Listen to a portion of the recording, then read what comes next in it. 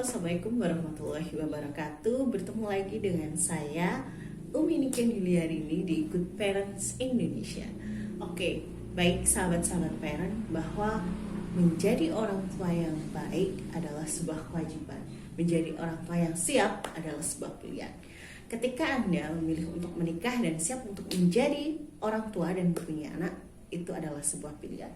Mari kita mendidik anak-anak dengan baik sesuai dengan kemampuan dan kecerdasan mereka. Tentu dengan sesuai dengan usia mereka. Oke, jadi gini, banyak sih yang tanya gitu loh. Gimana sih Umi cara mengatasi anak-anak yang susah sekali untuk diam? Oke, berarti anaknya aktif ya Bunda ya. Jadi aktif. Oke, bedakan anak aktif dan anak hiperaktif.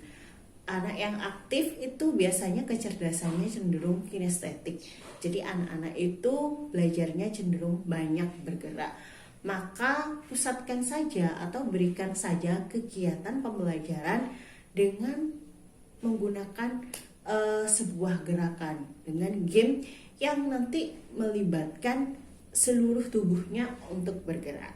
Nah, kita nanti akan membahas ya untuk di video selanjutnya, part kedua, nanti Umi Niken akan berikan media bagaimana cara anak-anak kinestetik untuk belajar sehingga anak-anak itu bisa fokus dan cara mereka yaitu tetap bergerak dan konsentrasi. Murah saja untuk media pembelajarannya. Nanti kita lanjut ke video selanjutnya ya. Jadi beda anak yang aktif dan anak hiperaktif. Kalau anak-anak hiperaktif itu kan biasanya itu disebut juga ADHD, Attention Deficit Hyperactive Disorder. Nah, ini biasanya terjadi pada anak terkait gangguan konsentrasi pada anak ya. Jadi konsentrasi anak-anak itu rendah. Biasanya anak yang seperti itu konsentrasinya rendah. Terus kemampuan sosialnya juga rendah. Itu ada juga impulsif terhadap anak dan kemampuan aktif. Jadi itu salah satu ciri-cirinya ya, tapi ini harus didiagnosa dengan psikolog juga apa sih yang terjadi pada anak tersebut. Jadi kalau mereka itu biasanya speech delay ya, karena kurang sosialisasi. Karena mereka sering melamun, otomatis mereka juga sering diam karena mereka fokus terhadap apa yang dipikirkan dengan mereka sendiri. Jadi kadang-kadang karena kemampuan sosialisasi berkurang, otomatis kemampuan atau cara bicaranya juga berkurang, tidak sesuai dengan anak seusianya. Seperti itu. Banyak sekali cara-cara dilakukan dengan terapis atau dengan psikolog untuk untuk menangani anak-anak yang ADHD. Jadi tentunya juga harus ada perlakuan khusus, juga ada media yang menarik juga untuk anak-anak pembelajaran ADHD. Jadi begini ya Bunda, sebelum kita lanjut ke video selanjutnya, jangan lupa dulu ya untuk tekan subscribe, like, dan komen. Oke. Jadi di video kali ini saya ingin juga membentuk sebuah komunitas yaitu Good Parents, menjadi orang tua yang baik. Nah, emang beda ya dengan anak yang hiperaktif? Tentu beda, karena gimana, kalau anak aktif itu memang terkadang berjalan gitu kan, terus habis itu berlari, tapi masih punya lelah, tapi masih bisa diem. Kadang-kadang anak yang balita ibu tuh bilang, "Oh Bunda, anakku hiperaktif banget. Dia suka berjalan, berlari, naik kursi, naik ini." Biasanya memang anak-anak yang balita itu seperti itu. Apalagi mereka pada fase transisi yang mulai dari merangkak, terus berdiri, berjalan, itu memang aktif-aktifnya. Jadi sebagai orang tua kita juga harus mengawasi agar anak-anak itu walaupun aktif tetap aman. Tapi ini yang harus benar-benar diperhatikan. Yang pertama, anak yang aktif itu ya bisa fokus Tapi anak yang hiperaktif itu tidak bisa fokus. Jadi misalkan kita mau ngomong apa, ngajak ngomong apa, nggak bisa, mereka nggak fokus. Tapi kalau anak-anak yang aktif itu masih bisa fokus. Jadi masih diajak ngomong itu masih bisa, diberikan pembelajaran itu juga masih bisa. Apalagi dengan metode pembelajaran yang ada di Indonesia ya, anak-anak itu duduk terus diam, kita melakukan metode demonstrasi di depan. Nah, anak-anak hiperaktif itu sudah nggak bisa deh kita jelaskan apa itu. Misalkan, halo anak-anak, kali ini kita mau belajar tentang tanaman. Nah, kita jelaskan tentang tanaman ya, menggunakan yang papan tulis misalkan menggambar. Kalau anak-anak itu masih bisa ditanya, anak-anak aktif walaupun mungkin berjalan ke depan sekali, ayo duduk, masih paham dengan perintah, akhirnya mereka duduk lagi, kemudian masih bisa ditanya. Tapi anak hiperaktif itu tidak. Yang kedua, yang pertama tadi fokus ya, yang kedua konsentrasi rendah, karena fokusnya tidak fokus, otomatis konsentrasinya rendah. Ya tadi ketika dibilangin juga akhirnya nggak nyambung gitu, karena konsentrasinya rendah. Sekali diem ya dia diem aja gitu loh. Ketika kita diajak bicara, kadang-kadang pandangannya ke mana gitu, nggak ngelihat kita gitu. Nah, otomatis berhubungan juga yang ketiga, ketika konsentrasi rendah, kontak mata itu tidak bisa untuk sama-sama saling menatap, tidak bisa dengan kita diajak bicara gitu ya. Kalau anak aktif, ayo duduk, diem dulu. Kita kasih tahu ya. Jadi kita kasih tahu, diem dulu nak, kamu sebaiknya dengerin dulu. Nanti kita menjelaskan dulu apa bagian-bagian tanaman. Ini Miss bawa bunga nih, ayo sebutkan. Oh ya, ayo duduk ya. Itu masih mau duduk? Iya mau duduk. Itu masih mau duduk. Kalau anak hiperaktif, walaupun itu dibawa medianya, mereka kan fokus ngutik-ngutik daunnya, terus kemudian ngelus-ngelus potnya, atau mungkin joger-joger tanahnya gitu ya, atau mengaduk-ngaduk tanahnya. Ketika ditanya, coba ini apa ya, daun apa-apanya ya, coba, itu konsentrasi rendah kan. Kadang juga tidak memahami apa yang dijelaskan guru atau diperintahkan guru. Oke, untuk yang keempat, nah bedanya anak aktif dan hiperaktif itu adalah, nah bisa menunjuk. Kalau anak aktif itu bisa menunjuk. Kalau anak yang hiperaktif itu tidak. Hiperaktif itu tidak bisa menunjuk. Tapi kalau anak-anak aktif masih bisa menunjuk. Jadi misalkan mereka interesting ya, mereka tertarik dengan apa itu tanaman yang saya bawa, saya presentasikan ke depan. Ibu, itu apa gitu kan? Wah, bunga, ada bunganya.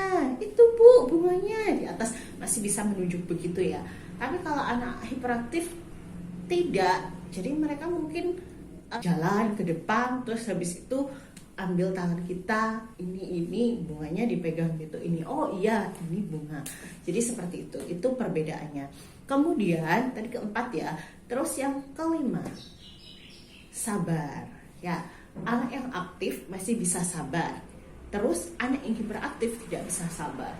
Anak yang aktif itu masih bisa mengantri gitu. Ketika kita sebut namanya, ayo Mas A gitu kan, terus kemudian antri dulu di belakangnya Mbak B, itu masih bisa. Tapi untuk anak-anak hiperaktif, ayo antri dulu, mereka masih tetap aja nyelonong ke depan, antri dulu.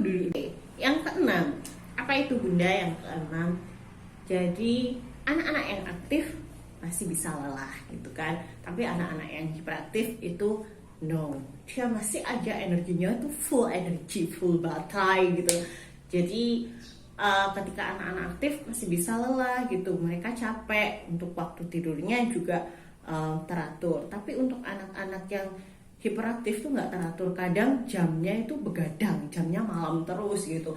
Kadang itu bisa tidur jam 1, jam 2, bahkan dini hari gitu atau subuh. Tapi kalau anak-anak yang aktif maksimal jam mungkin jam 12 ya, tapi itu tergantikan, besok siangnya pasti tidur gitu.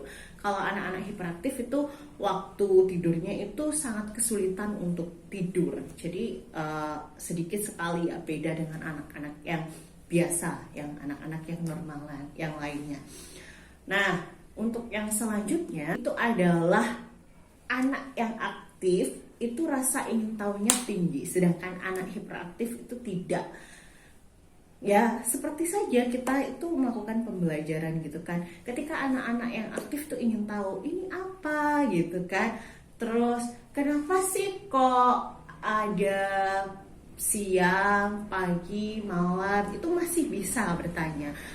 Kalau anak hiperaktif itu biasanya tidak bisa karena memang terkait tadi semua itu tadi yang disebutkan di awal, konsentrasi rendah, fokusnya rendah, kontak matanya rendah, otomatis mereka itu juga rasa ingin tahunya juga nggak ada gitu loh, nggak tahu gitu apa, karena mengungkapkan apa yang dia mau saja nggak bisa, apalagi dia tanya gitu. Biasanya anak-anak yang hiperaktif juga mempunyai gangguan keterlambatan bicara karena kesulitan untuk mengungkapkan emosionalnya. Jadi misalkan anak-anak yang aktif itu kalau minta sesuatu sih dia kadang memang nangis gitu kan, itu wajar, anak-anak balita itu biasanya juga kayak gitu, nangis minta dibelikan sekarang ya sekarang. Tapi jauh bagaimana kita untuk menjelaskan kepada anak gitu, bagaimana caranya agar anak itu mengerti, mereka cuma butuh untuk dikasih waktu mereka untuk meluapkan emosinya, kemudian kita peluk dan kita kasih penjelasan.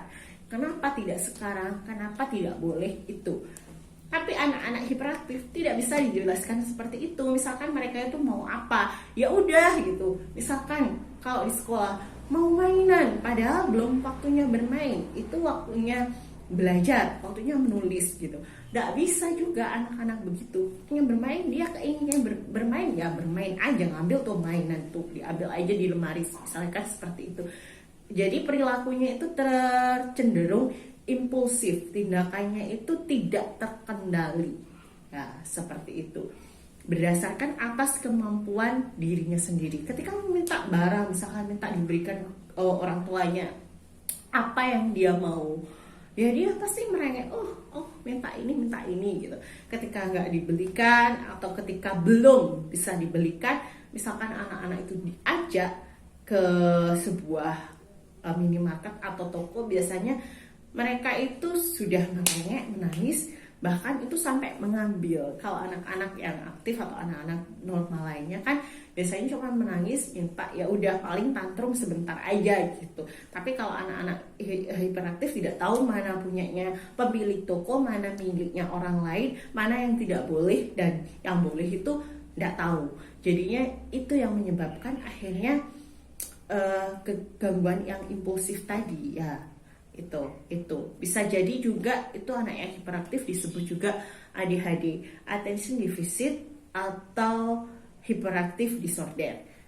Nah, jadi terjadi itu tadi gangguan impulsif, tindakan yang cenderung nekat, dan juga inatensi tadi, tidak bisa memusatkan perhatiannya, itu kurang fokusnya tadi. Jadi sebenarnya apa sih Bunda gitu faktornya anak-anak ADHD atau hiperaktif itu apa sih gitu?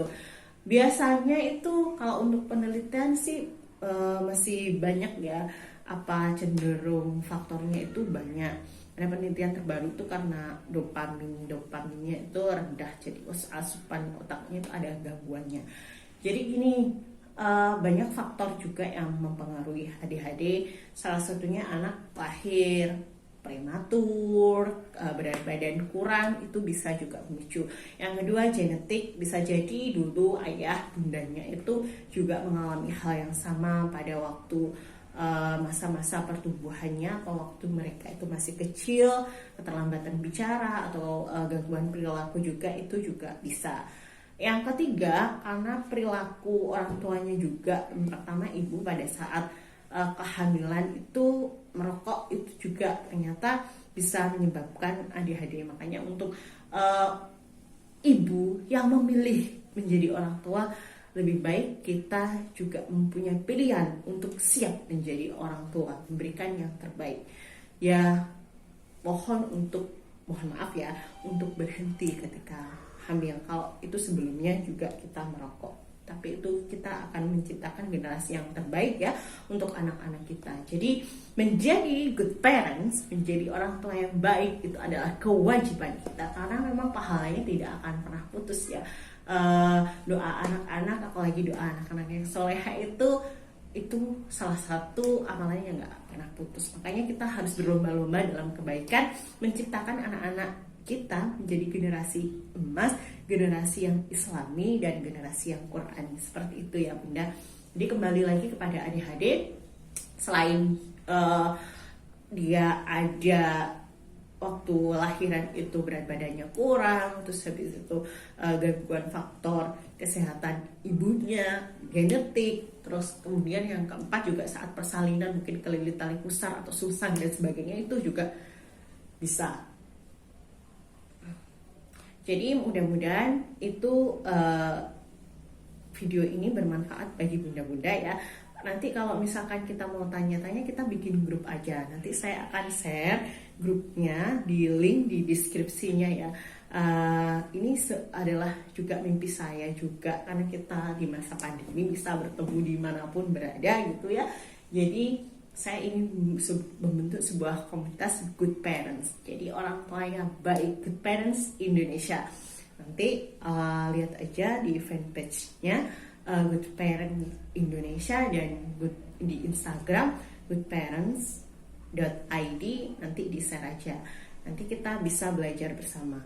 Akan saya berikan juga grup WhatsApp. Insya Allah nanti kalau sudah terkumpul, kita juga bisa melakukan seminar webinar seperti itu. Terima kasih, kurang lebihnya saya mohon maaf. Jangan lupa kalau video ini dirasa bermanfaat, silahkan subscribe. Dan apabila ada masukan, boleh klik saran ya di kolom komentar, ketik aja di situ. Kemudian jika ini bermanfaat, silahkan share ke sahabat-sahabat good parents semuanya. Terima kasih good parents, selamat mendidik anak-anak menjadi anak-anak yang terbaik. Wassalamualaikum warahmatullahi wabarakatuh. Bertemu lagi nanti di saya di pertemuan selanjutnya untuk pembelajaran anak-anak kinestetik, bagaimana mereka nanti belajar sambil bergerak. Terima kasih, bye-bye.